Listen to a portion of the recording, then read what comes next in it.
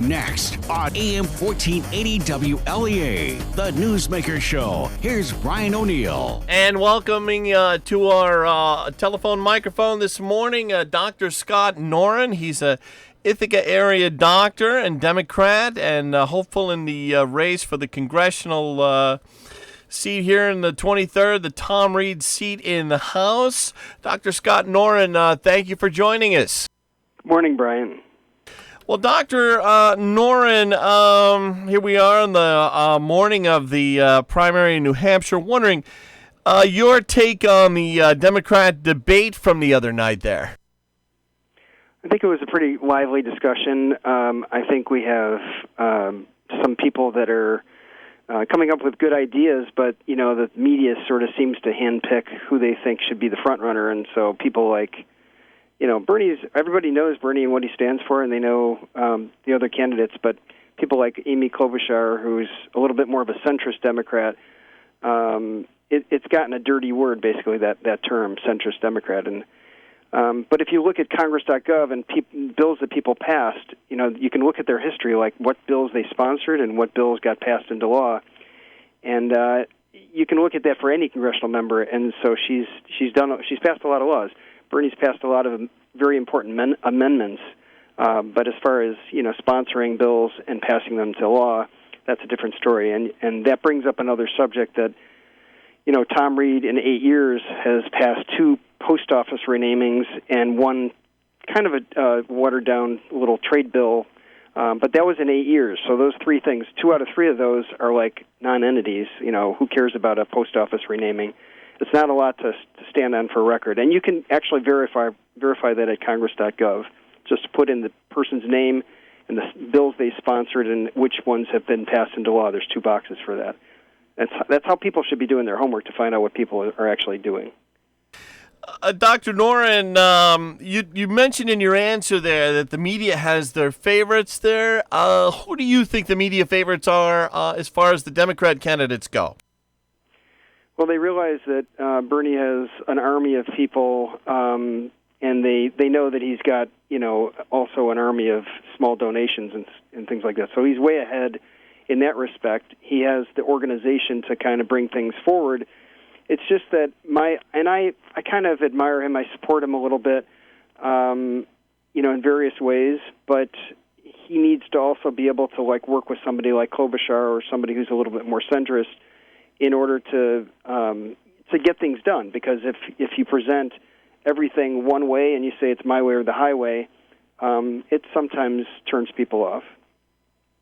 You mentioned in your answer there, Dr. Noren, earlier on, that the phrase centrist Democrat has become a bad word. Would you describe yourself as a centrist Democrat? Yeah, I would. And that's, you know, obviously I'm kind of a little bit further left on some issues, like with healthcare and some other issues. But as far as problem solving requires you to look at a situation and go, what's the best way to do this?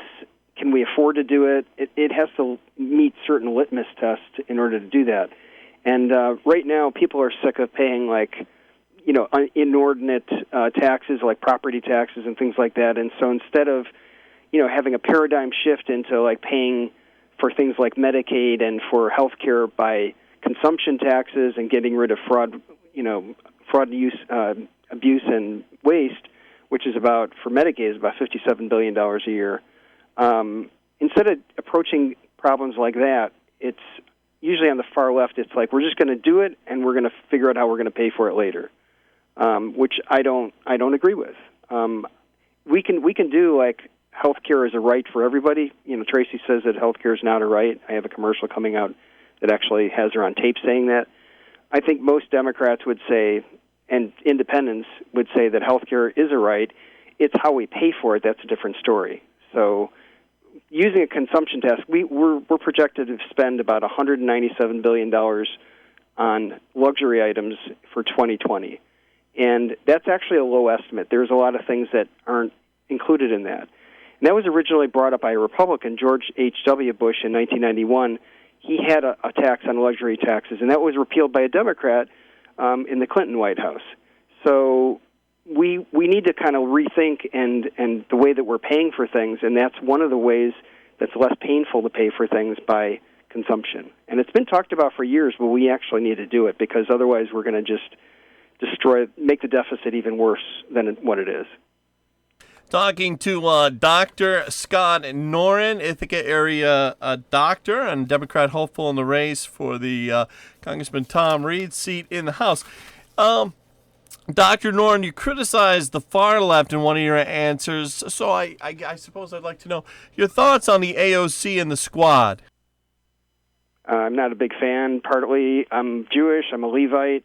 I definitely stand strong for the country of Israel, and pretty much any inroads that we've made for making that a really good relationship seems to get teared down by people that are accusatory of Israel of being like a terrorist state and all kinds of wild accusations and things like that.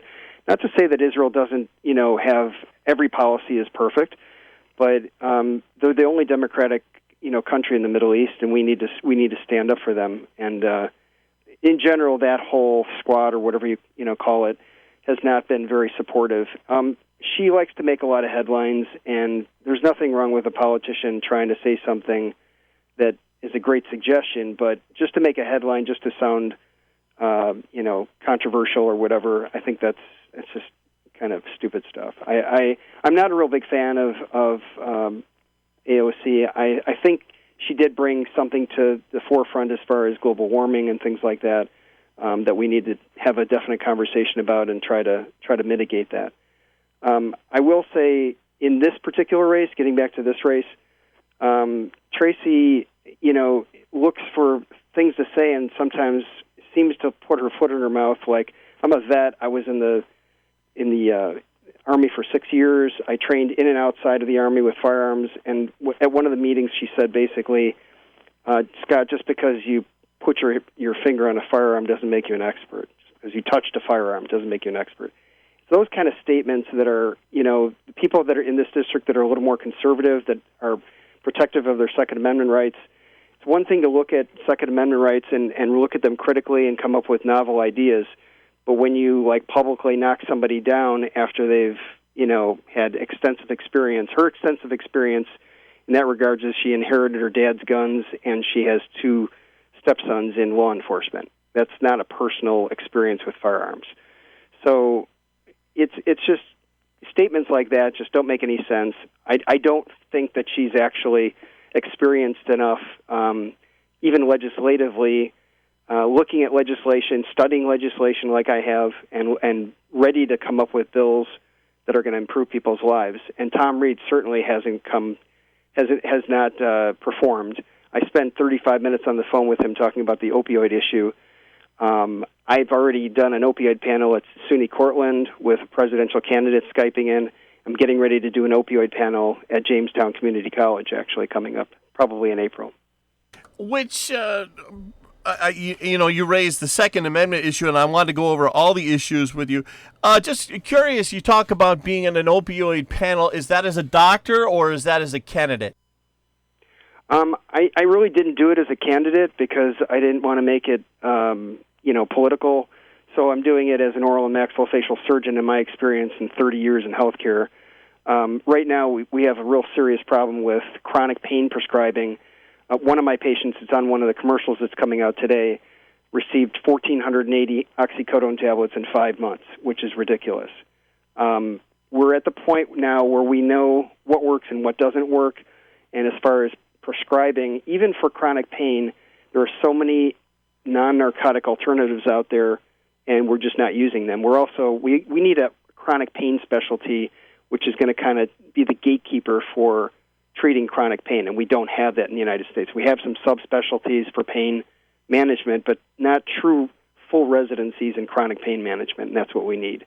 And that's not going to come up on anybody's radar screen because you have internal medicine and family practice that are in charge of a lot of aspects of medicine in the United States, and so they don't want to give up that whole control thing about prescribing and running the show as far as chronic pain management. And I think it needs to be taken out of their hands because in many cases the start of other drug abuse is from the pill abuse issue. Talking to Dr. Scott Noren, and he's a Democrat hopeful in the congressional race in this district. Let's go over some of the issues, starting out with wind and solar with you, Dr. Noren. Yes. Wind and solar, obviously need to be expanded, but we also have one, aspect of renewables that are left out of the picture, and I know about them personally because my dad utilized this at his house when he lived in North Carolina before he passed away. He had geothermal, like heat sink technology at his place, and it wasn't really very expensive to amortize that into his original house when he bought the house a while back. It's still not exceedingly expensive to amortize into buying. It's probably about $25,000 that would be an add-on cost on average or so, maybe a little bit more. And that he had a furnace that would kick on, but it wouldn't kick on very often. And so one of the biggest wastes right now in the United States, the two biggest wastes is transportation and also heating and cooling for commercial and residential buildings. And so the more that we can do to add to that picture, the geothermal is just grossly underutilized. And the wind and solar, obviously, it doesn't have to be an all or none thing. We can have small solar projects like a solar project on your house to run a water heater or a solar project to run certain appliances or whatever. And I think there are some people catching on to that idea that you don't have to have like a solar farm in your backyard in order to add to the mitigation for global warming. But everybody has to do their part. One thing I find very interesting now, this is part of that whole global climate change issue, is Walmart. I walked into Walmart the other day and I bought a bag of potatoes, and the bag of potatoes that looked like plastic was actually made from potatoes. And so my first thought was, why aren't we using all of these kind of bags for all of the produce? Like, think about how many lettuce bags there are out there that were just pure plastic. So it's these little things that are spokes in the wheel that add to having a cleaner environment and having more options. It's not going to be solar and the other forms of renewables. Each one in itself is not going to be the cure-all. It's a big picture, and you have to see it from a much bigger picture. Dr. Noren, next issue would be, you kind of covered the Second Amendment, but let's go over that again. Your thoughts, you talked about Tracy Matrano there, your thoughts on the Second Amendment, and especially in regards to the SAFE Act in New York State. Realize that you're running for more of a national federal seat, but your thoughts on Governor Cuomo and the SAFE Act? There are aspects of the SAFE Act that are just not necessarily it wasn't written necessarily the best way. I did read it a long time ago, probably 3 years ago was when I really combed over it. But because it's a state issue, I don't really concentrate on that. But I do have a real problem with concealed carry as far as state and also federally. They've made it way too complicated. The laws there are some laws that need to be kind of revised, and there are people out there that are they're reasonable people. And so if they hear something that's possibly a regulation, they're open to it. But there are people out there that once they hear, you want to regulate something with the Second Amendment, then you're the enemy of the NRA, you're the enemy of people, you want to take our guns away, which is a bunch of BS. That's just not true. So as far as federal stuff, I think basically we shouldn't have segregated gun laws in New York State or any other state. If you have a concealed carry permit in upstate New York, that should be suffice to actually be for downstate, with one caveat. The caveat is we screen police officers, and this is not going to be popular among people that are absolutely 100%. They don't want to have anything changed in what they do with their firearms. But psychological screening we do for police officers before they're hired. And I'm actually in a conversation on Twitter with a Republican lawmaker from California. We've gone back and forth and talking about this. I think we should still have some limited psychological screening for new gun sales and for new concealed carry permit holders, only in that, we might screen some people and you might come up with some people that might not be a suitable candidate. You have to admit, there are some people that are just not suitable candidates for concealed carry or for owning a firearm. We all can understand that. Reasonable people can understand that. It's just how you go about it. But the some of the gun laws are overly restrictive, and they don't make sense. A lot of times, either crossing state lines or going into. I'll give you an example. Going into a school, let's say you're concealed carry, whether it's at your residence or at work or whatever, and then somebody has to go pick up their kids. Even having the firearm in your trunk of your car is illegal in most cases for having that on school grounds, and that makes it makes for a very dangerous situation as far as that person, because if something happened, they would go to jail, and it needs to be revised to make it reasonable. So people need to be reasonable on the Second Amendment all around. I'm not for overly restrictive gun laws, but I also are for common sense gun laws. Talking with Dr. Scott Noren, Ithaca area doctor, a Democrat hopeful in the race for the Tom Reed congressional seat in the House. Going to take a quick break. We'll be back in just a moment. Stay with us. Courts Auto Collision. Hi, Bill. Never seen an insurance job we both can't make money on yet. Bill? And yes, I still have a free loaner car. Bill, I just called to... Courts Auto Collision, Day Route 36, south of Canisteel, 698-9900. Online at McCourtsCollision.com. Bill, for the first time in my life, you have left me speechless. I am Bill McCourt. Wow. Checking in now with meteorologist Rob Carolyn, who says if you did not like last week, you're going to feel the same about this week's weather. Unfortunately, Brian, this is the case. Active weather pattern continues here as we move towards mid-February. We've got high-pressure producing cold temperatures up over the plain states, warm air over Florida, where you've got the storm track in between these two air masses, and it stretches from Texas and Louisiana right on up into New York State. So unfortunately, really no change in the pattern at all. Clouds today, there'll be some light rain. Just kind of a dreary day. Temperatures around 40. Sunrise this morning was at 7:12. Sunset tonight at 5:36. Clouds tonight, lows will be near 30. Watch in those areas where the road doesn't get a chance to dry off. It may become a little slick overnight. We may have to deal with some of that black ice. Now, for tomorrow, it looks like a lot of cloudiness. There's the chance for a couple of rain or snow showers. We're back up to 35 to 40 tomorrow afternoon. Tomorrow night, maybe a flurry or two during the evening, then mostly cloudy, 25 again. Where the road doesn't get a chance to dry off, there could be some slick spots developing late tomorrow night into Wednesday. For Wednesday, cloudy. Snow develops late in the day. We're 35 to 40. Snow moves out Thursday. And actually, we'll see some sunshine and colder weather develop for Thursday afternoon and right into Friday, Brian. Thank you, Rob. Down to the last 5 minutes with Dr. Scott Noren, Democrat hopeful in the congressional race for the Tom Reed seat in the House. We were talking about the issues when we went to the break. If I could get your thoughts, you mentioned health care a little bit. If we could get back to that issue, your thoughts on health care in New York State and at the Washington level legislatively. Right, and I had mentioned, there is, Leslie Densburg is running for state senate, and she basically brought up a Medicaid for all kind of proposal to the Gotham Gazette. You can read that article. And I just wrote not really a rebuttal article, but a response that I submitted last night to them. And again, we have this gap between people that have Medicaid and they're covered, they have the coverage that they need for their health care. Then you have people that unfortunately pay for the Affordable Care Act premiums, which I pay $1,474 because I'm still not in queue for getting my VA care, which has been held up. I don't know why.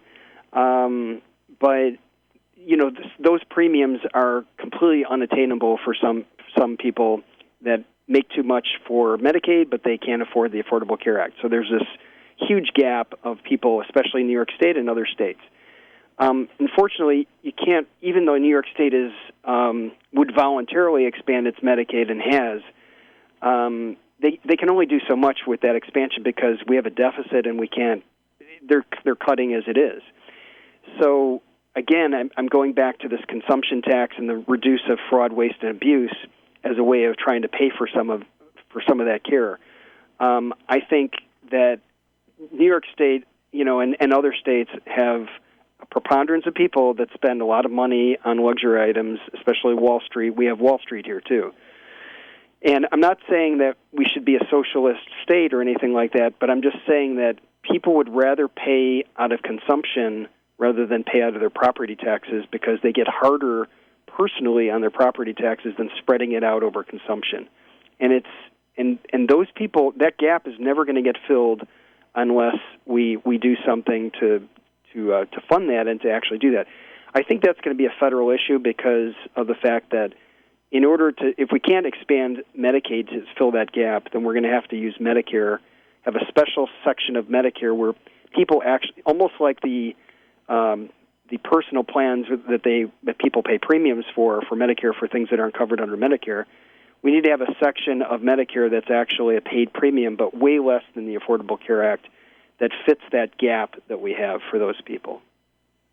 Down to the last couple of minutes with Dr. Scott Noren. Wondering, Dr. Noren, at this point you're running against Penn Yan Democrat Tracy Matrano. You hope to run against Republican Congressman Tom Reed. Will you be in the April 28th New York State Democrat primary against Democrat Tracy Matrano? Yeah, it's April. June 23rd is the. Oh, do I have the date wrong? Okay, go. What's the date again? Okay. June 23rd. And you'll be in that. And we have to get on the ballot before then, and so you have until April 2nd, from February 25th to April 2nd, to do the designating ballot petitions. And so that's really the first hurdle. The first hurdle for anybody listening to this, if you want to have somebody reasonably a good problem solver, somebody who's going to actually get something done in Washington and has healthcare experience. I'm a 6-year veteran. I work on special needs issues for dental and medical issues statewide, and has just a huge more experience, life experiences than the two of those people. Then I need help for people to do petition gathering, and they can get in touch with me either at scottnorenforcongress.com or scottnoren23@gmail.com. And that's really the biggest hurdle. And so once we get on the ballot, that's a completely different game, because now we've got debates, we have things that we're going to talk about, substantive issues, which, my experience is that Tracy and Tom they're not experienced to actually deal with some of these issues because they have the lack of experience in their personally. Tom has a medical debt business, his family business, and his experience with healthcare is very limited. So I think we need more healthcare workers in general in Congress, actually. With that, we do have to go. Dr. Scott Noren, I want to thank you so much for joining us this morning on Newsmaker. Thank you so much, Brian, and have a blessed day. Thank you very much. AM 1480, WLEA Hornell.